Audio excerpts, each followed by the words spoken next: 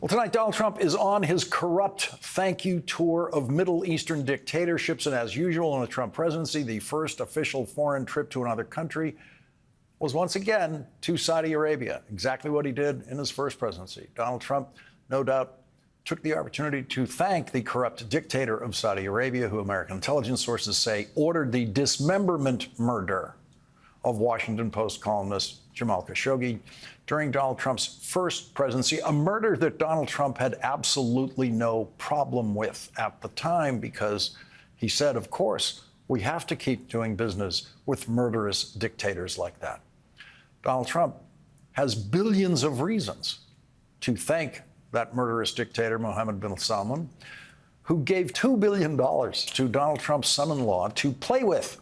After the first Trump presidency, Donald Trump's son-in-law, Jared Kushner, started an investment firm with zero experience in investing, and he immediately got $2 billion from Saudi Arabia, which means Donald Trump's daughter became the richest Trump that day, if she wasn't the richest Trump already through marriage.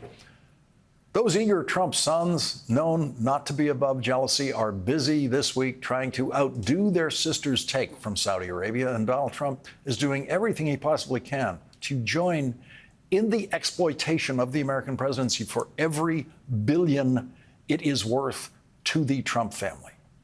Donald Trump just offered a new defense tonight on social media for his desire to accept the biggest payoff in the history of the presidency and possibly the literally biggest payoff in world history, a Boeing 747 that the corrupt dictator of Qatar, a principal funder of the terrorist organization Hamas, wants to give to Donald Trump.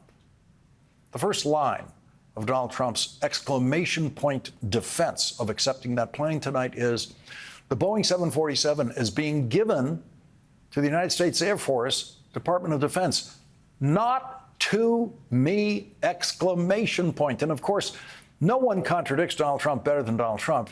Here he is telling Sean Hannity on the Real Air Force One today, why wouldn't I accept a gift?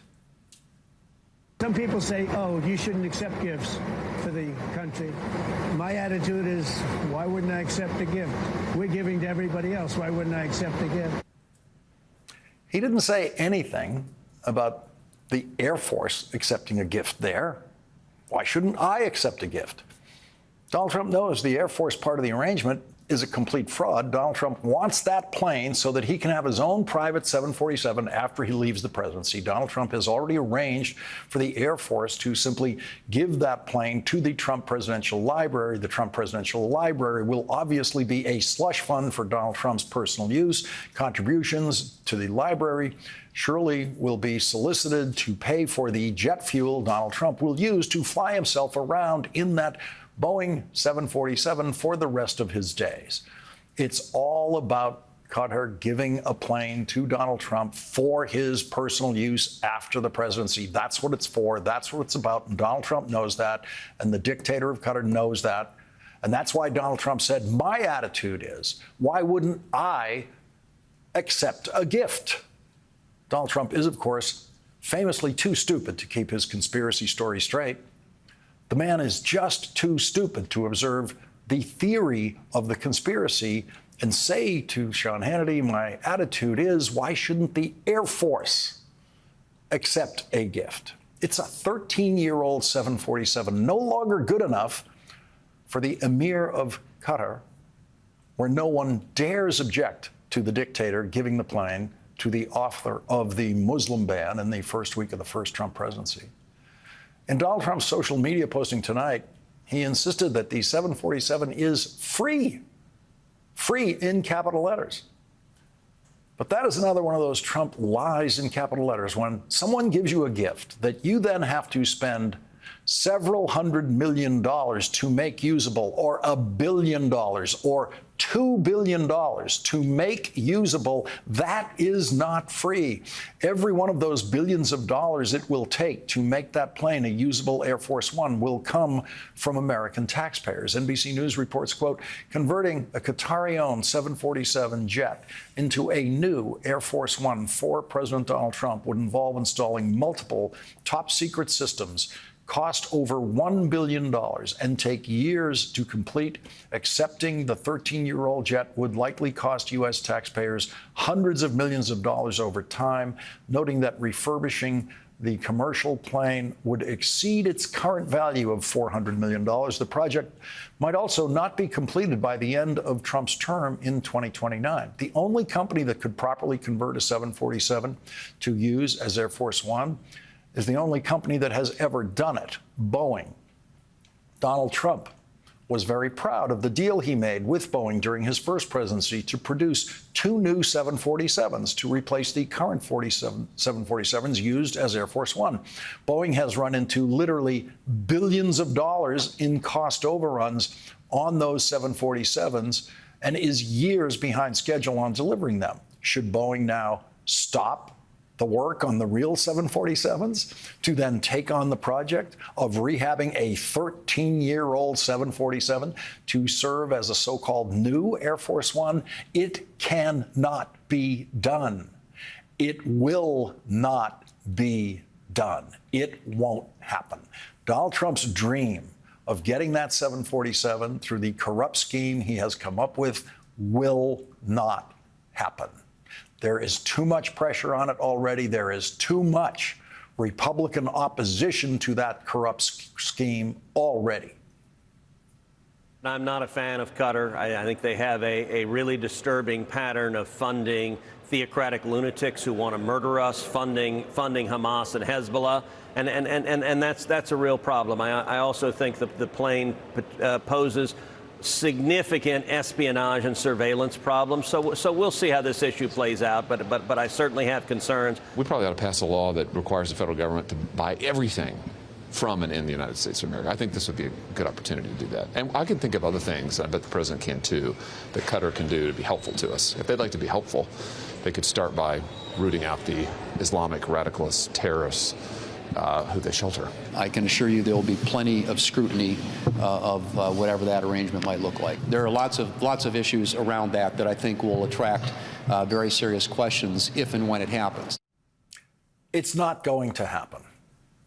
But America and the world are going to have another clarifying picture of Donald Trump emerge as the most corrupt president in history, desperately trying to obtain literally the biggest payoff in history. That image of Donald Trump being supplied entirely by Donald Trump's own stupidity comes immediately after Donald Trump has delivered to all Trump voters and to the world the very clear image of President Scrooge, as Republican strategist Karl Rove called him, after weeks of Donald Trump exposing his stupidity about tariffs and Christmas and Barbie dolls. The crazy Trump worldwide trade war that he is in the process of abandoning has exposed just how stupid Donald Trump is about who pays tariffs and how harmful the Trump tariffs are to all Americans and to Christmas in this country. The Trump tariffs are going to fade away. But the way Donald Trump defined himself in his mad pursuit of his failed trade war should become a dominant image of Donald Trump to the majority of Americans. And the obvious corruption of Donald Trump's sure-to-fail corrupt scheme to get himself a 747 will also live long after Donald Trump gives up on his mad dream of his 747 built for a dictator who funds Hamas. There's no such thing as blood money for Donald Trump. Oh, no. Hamas did what they did on October 7th in Israel, murdering hundreds of Israelis with the full financial backing of the dictator who wants to give Donald Trump a 747, the dictator who Donald Trump wants to accept a 747 from.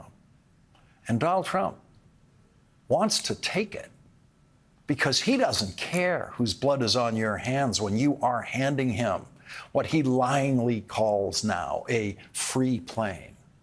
This is a humiliation tour of the Middle East for Donald Trump, but he's too stupid to know it. Every previous president who ever visited with a Middle Eastern leader, beginning with Franklin Delano Roosevelt during World War II, has done so with dignity and never once suggested to any of those leaders that they could buy a president's affection and loyalty with anything. And so every one of the dictators who will be shaking Donald Trump's hand in the Middle East this week will be looking down at him as someone who lives beneath them, as someone who takes their secondhand junk, their secondhand toys. The President of the United States, who last week was telling American kids how many toys they could have for Christmas, is now humiliating himself with those Middle Eastern dictators by showing them just how much he covets their toys. If I had to name the worst lie Donald Trump has told, it was the one he told about 9/11 in his first presidential campaign, where on the debate stage in South Carolina, Donald Trump told the lie that he lost, quote, hundreds of friends on 9/11. I immediately tweeted that Donald Trump lost 0 friends on 9/11. No one else in the news media even noticed that lie. The next morning on Meet the Press, Donald Trump, possibly chastened by my tweet, which he used to read religiously in those days, reduced his hundreds of friends to many friends. No one on Meet the Press called him out about that lie. I immediately tweeted that that was a lie. Again, no one else in the news media cared or noticed it. Donald Trump lost 0 friends on 9/11. Donald Trump tried to steal the grief of thousands of people who lost loved ones on 9/11. He tried to steal that grief in South Carolina, where he assumed everyone there will think that as a New Yorker, he must have lost friends on 9/11. No. 0. Donald Trump attended 0 9/11 funerals. Donald Trump is now cutting funding for first responders on 9/11 who are suffering the life-threatening health consequences of the toxins that they inhaled after that event, cleaning up Ground Zero. Many of those first responders have died of cancer. The 9/11 families have released a message to Donald Trump tonight saying, we know the president is enthusiastic about Saudi economic investments in the United States, but the 9/11 families will not stay silent while the Saudis keep denying their involvement with the terrorist attacks that destroyed our families, said Terry Strada, national chair of 9/11 Families United. The president may want us to move on, but there is no chance of that happening until the Saudis cease their decades-long lies about the role that their agents and institutions played in the murder of our loved ones. A 747 is the physically biggest hunk of corruption Donald Trump, or anyone else really, has ever trafficked in. But in dollar terms, $400 million for a 13-year-old plane, in dollar terms, it's nothing compared to what Donald and his sons are up to now. Our first guest tonight, Eric Lipton, reports in the New York Times that in the weeks preceding Donald Trump's trip touring Middle East dictatorships, his sons have, quote, pursued a blitz of family money-making ventures capitalizing on their father's name and power, each seemingly trying to outdo the other. It is a rush to cash in that involves billions of dollars, a luxury hotel in Dubai, a second high-end residential tower in Jeddah, Saudi Arabia, 2 cryptocurrency ventures based in the United States, a new golf course and villa complex in Qatar, and a new private club in Washington. In many cases, these new deals promoted over the last week will personally benefit not only Eric Trump and Donald Trump Jr., but also President Trump himself.